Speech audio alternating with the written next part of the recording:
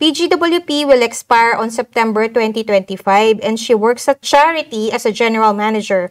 What will be the next steps if she doesn't get an invitation to apply? Next step po is, of course, kailangan natin magkaroon ng panibagong work permit kung gusto natin magtrabaho pa rin.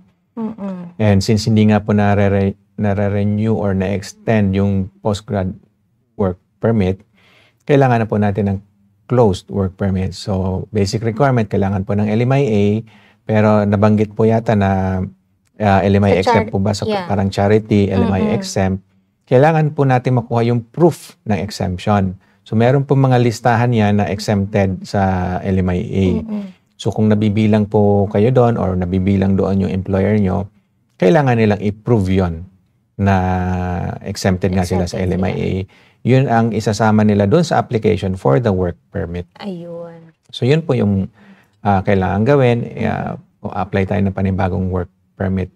Either may LMIA or exempt sa LMIA. Kasi may higpit po si IRCC. Yeah. So kahit exempted, yun nga, kailangan i-prove yung exempted I think there's certain requirements. Meron ding application yon to get the exemption for the LMIA. Right. And kung worst case scenario na hindi makakuha ng work permit, ito lang po ang pinaka-importanteng advice.